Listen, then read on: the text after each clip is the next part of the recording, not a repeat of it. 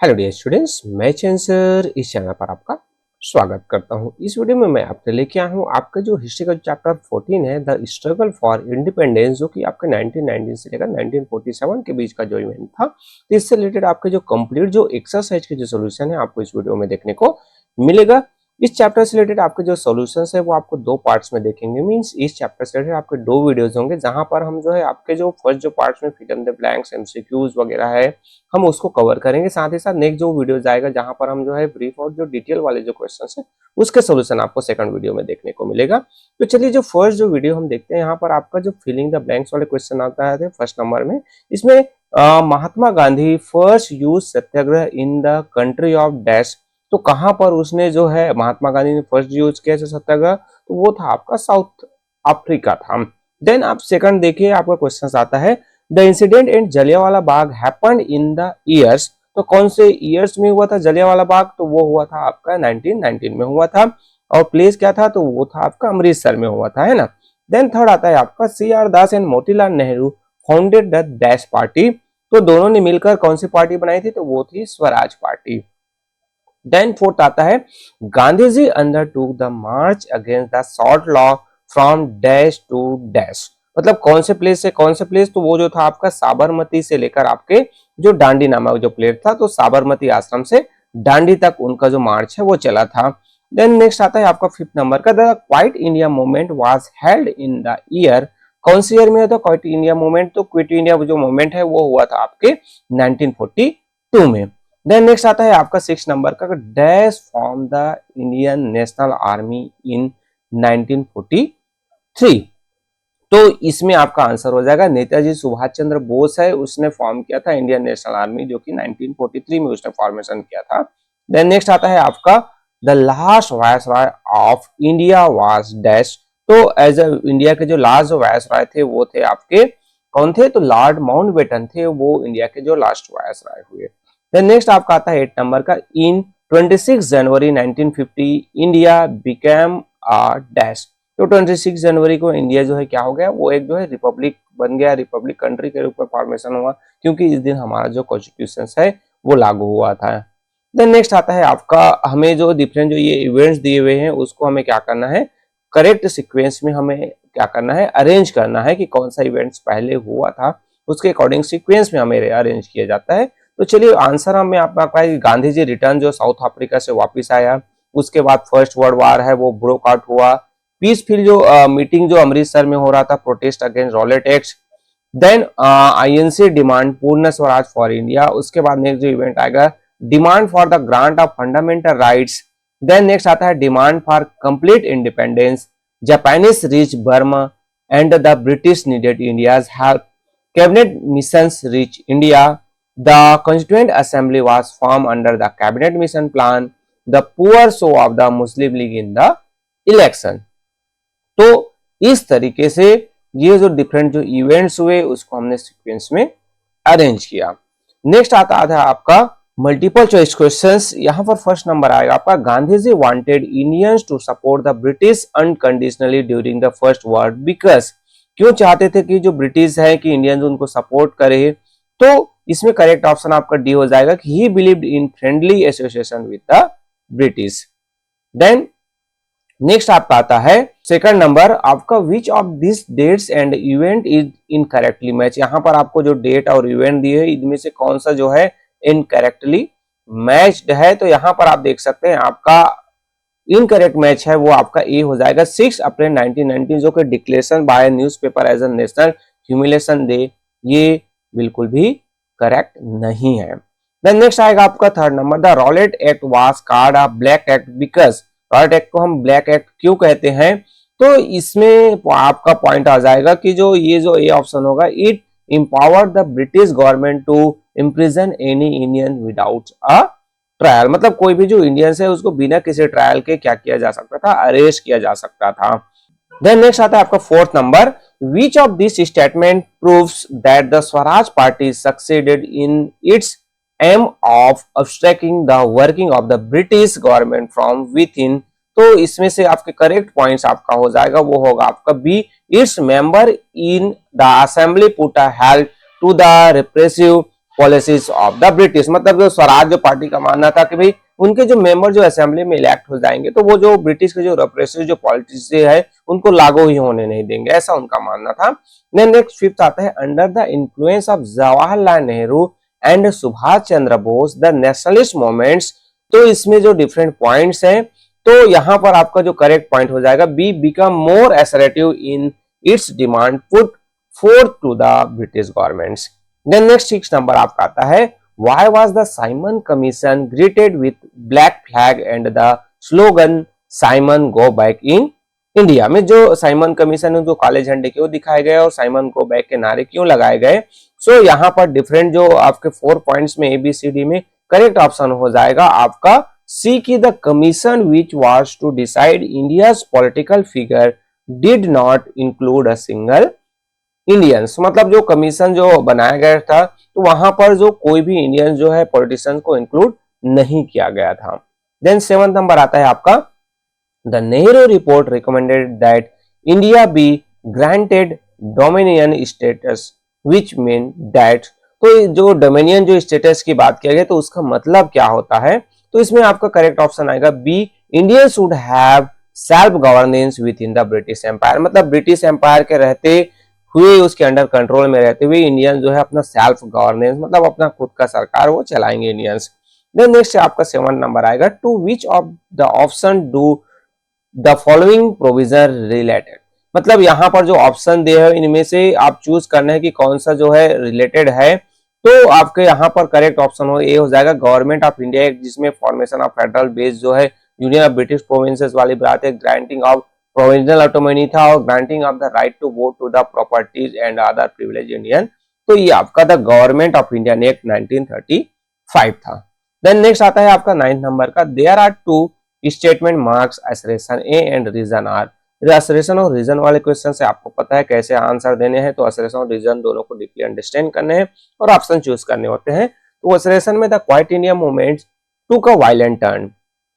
Reasons बताया कि even before the movement began many of the INC leaders were arrested. तो अब यहाँ पर जो कौन सा जो ऑप्शंस है तो हमें पता है कि क्वाइट इंडिया मूवमेंट है वो वायलेंट रूप ले लिया था है ना, और बहुत सारे जो इंडियन लीडर्स हैं उनको भी अरेस्ट किया जा चुका था। तो यहाँ पर जो दोनों करेक्ट होता है बट जो करेक्ट एक्सप्लेनेशन नहीं कर रहा है कि लीडर्स को अरेस्ट कर लिया तो उसके कारण से वायलेंट हो गया, ऐसा बिल्कुल भी नहीं था, सिर्फ वही एक रीजन नहीं था। सो बहुत ए एंड आर ट्रू है बट करेक्ट एक्सप्लेनेशन नहीं कर रहा है रीजन। देन नेक्स्ट आएगा आपका 10th नंबर का कि we can say that the cabinet mission took India closer to achieving independent because. So इससे रिलेटेड आपके 3 डिफरेंट 4 जो पॉइंट्स है उनमें से आपके करेक्ट ऑप्शन आपको चूज करने हैं। तो करेक्ट ऑप्शन यहाँ पर आपका हो जाएगा बी, फर्स्ट, सेकंड और third. Means the mission was sent to India by the labour government in Britain which was in favor of granting independence to India. Then it proposed the convening of the Constituent Assembly for forming a new constitution for free India. Then it granted the princely state the right to decide their future. तो इससे कहीं ना कहीं cabinet mission है वो independence के पास में ही था। तो इस तरीके से ये मल्टीपल चॉइस क्वेश्चन होते हैं। नेक्स्ट आपका आता है आंसर ब्रीफ वाले क्वेश्चन। सो आंसर ब्रीफ में आपको फर्स्ट जो क्वेश्चन है वो देखने को मिलेगा कि what did the word satyagraha means for Gandhi ji, name the first 3 places where he used satyagraha in India.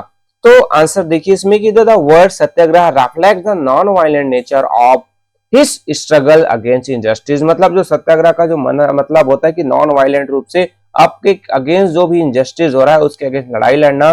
The first 3 places where he used satyagraha in India were Champaran in Bihar, Ahmedabad in Gujarat and Kheda also in Gujarat। मतलब जो first जो non violent जो सत्याग्रह जो हुआ था बिहार का जो चंपारण था, अहमदाबाद का गुजरात का जो अहमदाबाद था और गुजरात का ही खेड़ा जो प्लेस था, तो वहां पर फर्स्ट 3 जो सत्याग्रह हुए थे गांधी जी के द्वारा।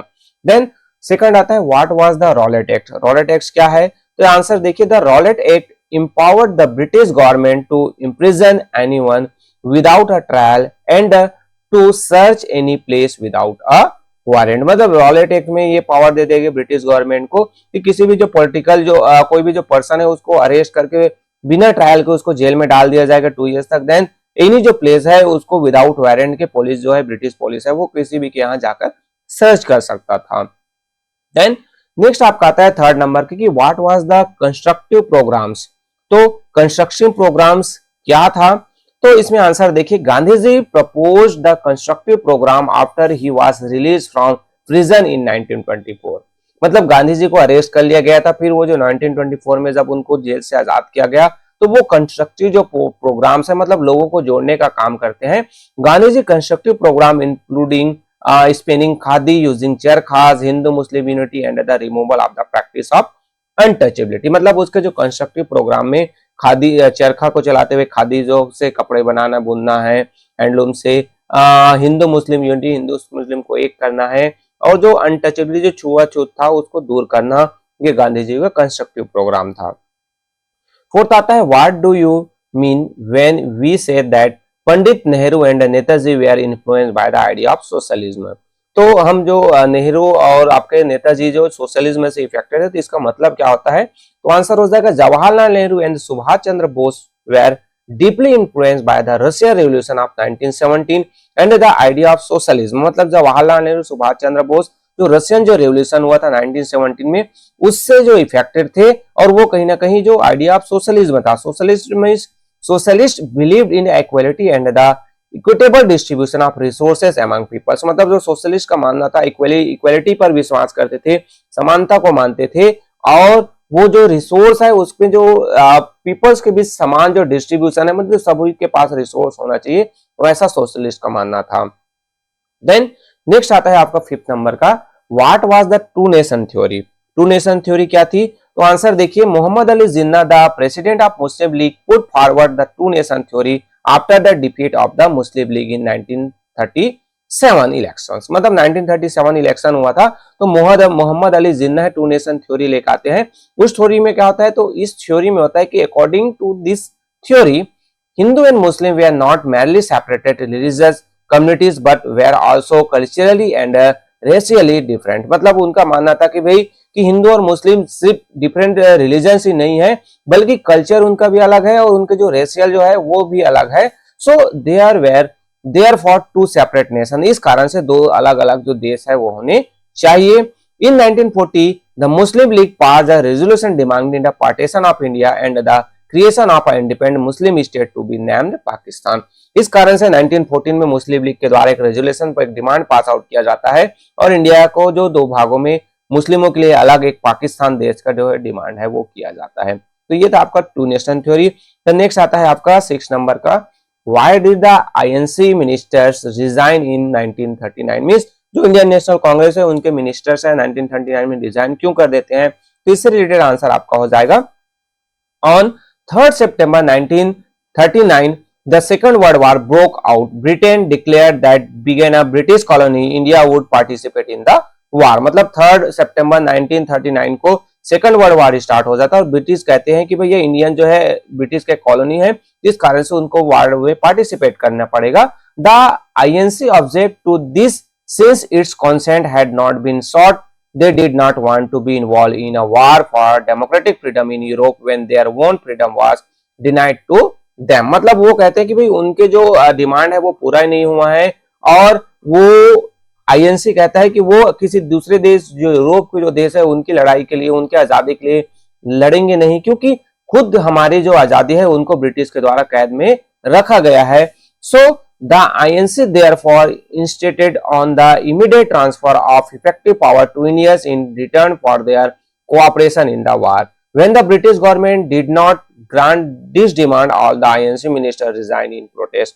फिर जो INC है वो डिमांड करते हैं कि तुरंत जो है इफेक्टिव जो पावर है वो इंडियंस को दे दिया जाए, इंडियन जो है अपने गवर्नमेंट को रन करेंगे, और उसके बदले वो वार में ब्रिटिश का सपोर्ट करेंगे। बट ब्रिटिश ऐसा नहीं करते हैं, इस कारण से जो इंडियन नेशनल कांग्रेस के मिनिस्टर है वो प्रोटेस्ट में रिजाइन कर देते हैं। देन ब्रीफ का जो लास्ट क्वेश्चन आता है कि who were the soldiers in Netaji Subhash Chandra Bose Indian National Army. तो इससे रिलेटेड आंसर हो जाएगा जो Netaji Subhash Chandra Bose build the Indian National Army, जिसे हम INA के रूप में जानते हैं, आर द आजाद हिंद फौज इन सिंगापुर इन 1943। मतलब नेताजी सुभाष चंद्र के बोस के द्वारा जो है इंडियन नेशनल आर्मी, या फिर जिसे आजाद हिंद फौज भी कहा जाता था, तो इनका जो फॉर्मेशन है सिंगापुर जो कि जापान का प्लेस है, तो वहां पर रहते हुए 1943 में किया जाता है। और This army consisted of Indian soldiers and officers of the British Army who had been taken prisoner by the Japanese during the Second World War. The INA also included a large number of patriotic Indians living in Southeast Asia. मतलब इसके जो Indian National army है वहां पर जो फौजी जो थे, उनके जो सोल्जर थे, वो तो जो जापानीज के द्वारा जो कैद में रखा गया था, ब्रिटिश ये जो सैनिक थे जो सेकंड वर्ल्ड वार में जो पार्टिसिपेट किए थे उनको, तो उन्हीं से मिलकर जो नेताजी सुभाष चंद्र जो बोस है वो आजाद हिंद फौज या फिर इंडियन नेशनल आर्मी का फॉर्मेशन करते हैं। साथ ही साथ जो साउथ ईस्ट एशियन कंट्रीज में जो रहने वाले जो देशभक्त इंडियन थे वो भी इस फौज में शामिल थे। तो इस तरीके से ये जो है आंसर ब्रीफ के क्वेश्चंस हुए। नेक्स्ट पार्ट में हम जो है डिटेल और आपके जो केस बेस वाले क्वेश्चन है, साथ ही साथ मैप बेस्ड जो क्वेश्चन है, उनके सोल्यूशंस करेंगे। तो इस वीडियो में बस इतना ही। अगर ये वीडियोस आपके लिए हेल्पफुल हो रहा है तो वीडियो को लाइक जरूर कीजिए, अपने क्लास फ्रेंड के साथ शेयर कीजिए। कोई डाउट्स है, कुछ प्रॉब्लम है, आप मेरे से कांटेक्ट कर सकते हैं। और चैनल पर नए हैं तो चैनल को सब्सक्राइब करना और बेल आइकन को प्रेस करना ना भूलिए। So okay, thank you. मिलते हैं सेकंड पार्ट में।